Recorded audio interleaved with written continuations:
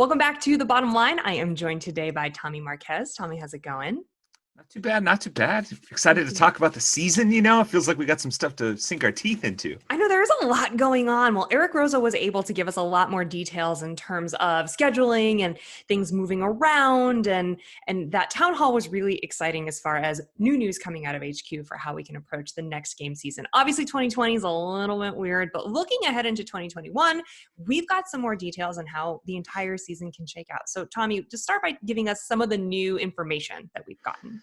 Yeah, so obviously we got the confirmation that the Open is moving back to its original home in February. Interesting enough, Dave Castro posted to Instagram that it's going back to where it belongs. I think kind of give us a little clue that maybe he wasn't happy with the placement in October previously, which moving yet again. I also mentioned that the games now are going to be basically. The likelihood is going to be that they're going to move further back in the calendar year than what we're used to allow, what my assumption is, to allow more time for events to kind of fit in between. Now, the one thing that they didn't announce was what that intermediary step, what that regionals S type step is. But for the most part, Eric kind of confirmed that it won't be like the classic regionals format that we got used to. He mentioned how, and I'm kind of curious to actually hear where he got his numbers from, because he said that for the most part, the people he reached out to, the community was kind of split on regionals versus sanctionals. And I've kind of heard something different, but I'm genuinely curious, and I'm hoping that with the expanded calendar as far as going from February to a later games date, that allows for this hybrid system, which it sounds like they're talking about going to, where he mentioned that sanctioned events will continue to hold their games invite.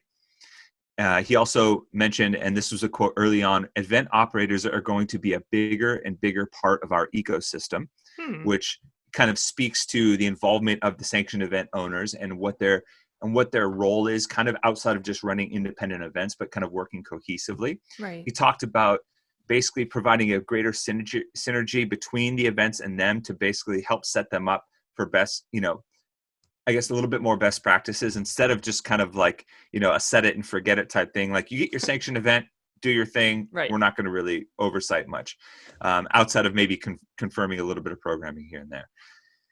So I think it speaks to what I'm hoping this hybrid system is the Open feeds into a series of middle events that include sanctioned events, maybe something additional to run by HQ, which feeds into the games. He talked about maximizing the chances to qualify. I'd like to hear him kind of expound upon that a little bit. I'm not super stoked about that particular statement.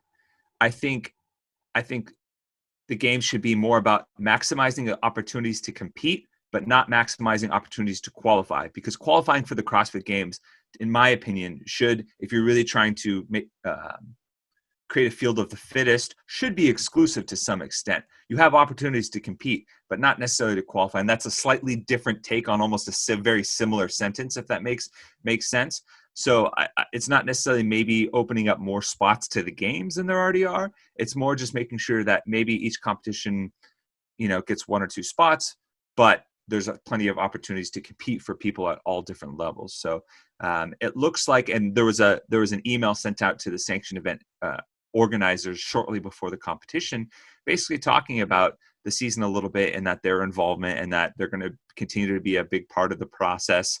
And so it kind of teased us a little bit about what it's going to look like in between as far as schedule wise. And Roza admitted that February date is going to mess with a few of the pre-planned events that would go before that. But I think there's potentially a way to rework it so a lot of the sanctioned events fit in the middle of that and are able to kind of basically operate as independent regionals, if that makes sense. Yeah, it does. And I think that was probably always the goal of sanctionals, but it just went a little bit haywire in the beginning when it was like, you get a sanctional and you get a sanctional. And there was this no intermediary step, and the Open's taking you straight to games, which was never the intention. It was just, it got a little bit convoluted in the beginning. My question for you is, if we extend the competitive season, so it's February to whenever, let's just say fall, like late summer, early fall, whenever the games ends up moving to, yes, it gives a longer opportunity for whatever these intermediary events are and people to qualify for games, but does it on the back end shorten or completely negate like some sort of off season for the athletes to reboot again for the next game season? So I think it depends where the off season is. So if you look at the season right now, or what 2020 was supposed to be, Open starts in October, coming off the games in August. So you really had about 2 to 3 weeks of legitimate off season for games athletes. You know, talking to a bunch of them, they got off of the games in early August. They took 2 to 3, maybe 4 weeks off, and then by September, they're already starting to ramp back up. So at least they can have a minor peak for the Open, because that was their ticket back, because it was a direct qualifier. So they really didn't have much of an off season, and then they had to kind of plan out their sanctioned event season to where, hey, I'm going to compete early, or right after the Open, I'm going to take a break. But none of that was natural. All of that was technically still in season. So while people may be taking off season here or there, people are still competing, and so CrossFit's engagement is still kind of scattered all over the place. Right. And so I think what happens is now you move the Open effectively 3.5 months back into February, and it's typically mid to late February into March, because I always have to celebrate my birthday around an Open workout. And so, Is that good or bad? it's depends on who you talk to. It usually leads to like a little bit extra effort on that week's workout, but then what happens after that usually isn't good for my fitness. But right. but that, I think that moves it back enough to where maybe if you move the games back a month into September, right around just before where school goes back into session, when you have people start coming back and you lose some of that summertime viewership and engagement in terms of live audience, then I think there's enough time, roughly 3-4 months of off season, that is natural, and particularly occurs around the holidays, when most people are more naturally inclined to take that break off, spend time with their family, Right. have Thanksgiving, have Christmas. You know, for some of us who celebrate Halloween, get dressed up, go have some candy, all that good stuff. That's just a more natural break, I think, in that regard. So, and that's when people want to take vacations and stuff, if you're in the southern hemisphere too. So I think that is enough time for the off season, while adding that extra month. If you take a look, I have it right here. Between February and at least June or July, let's see, 1, 2, 3, 4, 5, 6, 7, 8, 9, 10, 11, 12, 13, 14, 15, 16, 17, 18, 19, 20, 21, 22. So between February and June and July, you still had roughly 20 events that could fit in there. Now, I think that's still too many. I think 22 is still too many. And this is not taking anything away from those events. I think they're just kind of sold on a bill of goods that really isn't what's going to be best for CrossFit to fulfill on. So I think reasonably you could still have 10, 15 events clustered together, very similarly like regionals. So people have to pick these pockets of competition that they can gear up and cool down for. And then maybe add some sort of intermediary step that CrossFit itself runs, that acts as kind of like a safety net or a catch-all for some people who slip through the cracks. One of the things that Matt Fraser mentioned that he liked about the new season when we interviewed him last week is, if you got sick or hurt, or injured at the wrong time, there wasn't really much recourse. Now, a lot of people would argue that's sport, and that's just how it is. If you get injured, sick in key moments, that's just what you have to deal with.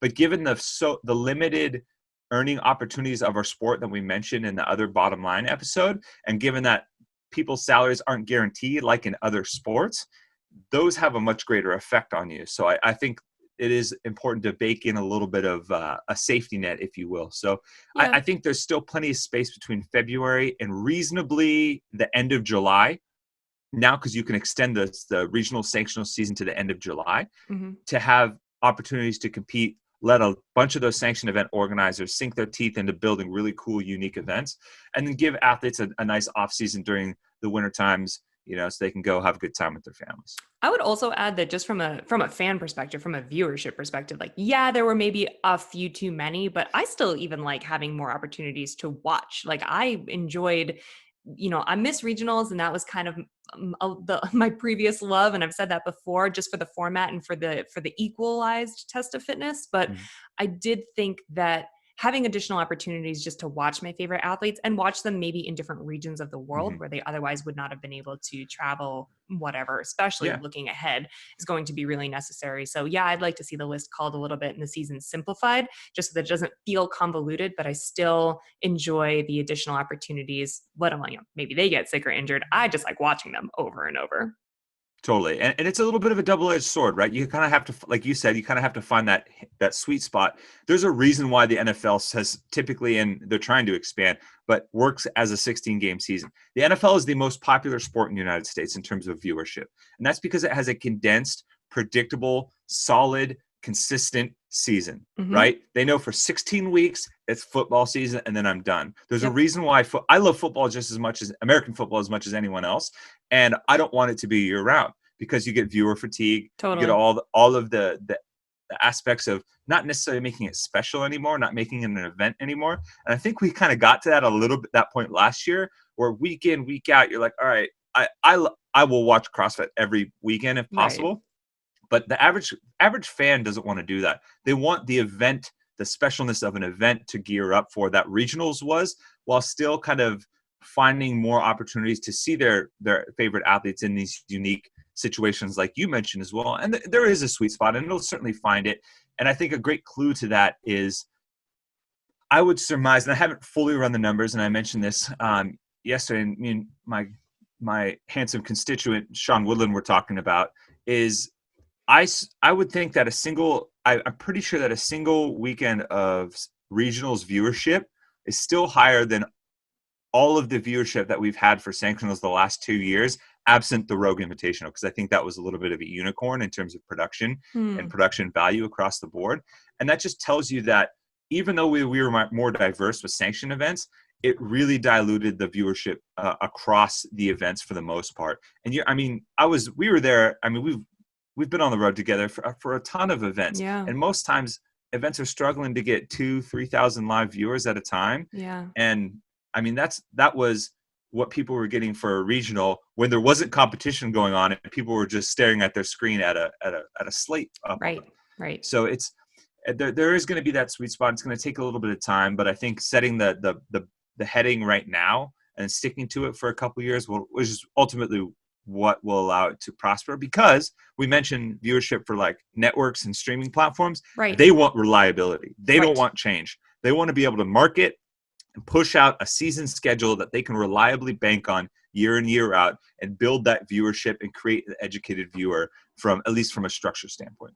Well, look, here's to hoping that the vision that they have for the updated schedule coming up can, in fact, be put into place, because I think that we're still waiting on the world to calm down a little bit from all the craziness that we've seen so far in 2020. We have all these great ideas as far as how to structure these events and how to structure the season, but I think it's going to be very dependent on what happens with COVID, what happens in the fall again if we see a resurgence, what happens with the events that have had to cancel last year and lost a lot of money. I mean, are they not coming back because we're trying to find that sweet spot in the number of events? Are they not coming back because financially they bit the bullet last year and they can't? Like, I don't know. I'm not confident yet to say, like, this is a plan, this is what's going to happen, and this is what we're actually going to see in 2021. We'll have to wait and see. Yeah, I agree. And one of the things I did like, though, is that Eric very clearly stated that in their plan for 2021, they're trying to build a COVID-proof season. So cool. Under the assumption that they know that it's still going to be an issue through likely the end of 2021. So with that in mind, it allows them to better prepare for something, be proactive rather than being reactive, which it's kind of felt like HQ has been the last couple of years, is that they've just been reactive and, asking people for their patience rather than being proactive, laying it out for everyone and then earning people's trust back, which is a nice change. And the minute I heard that, I was like, okay, that's a different mindset. And I really like that he's looking into that and taking that into account, because let's face it, we all just want to watch some people exercise fast and our favorite athletes and cheer behind them and get our sport back as a rallying point for the community that has, quite frankly, been through a really, really tough few years. Yeah, it's been rough. I do think that we're heading in the right direction, and I'm very curious to see how it all shakes out. But Tommy, thank you so much for joining us again, and we will see you guys next time on The Bottom Line.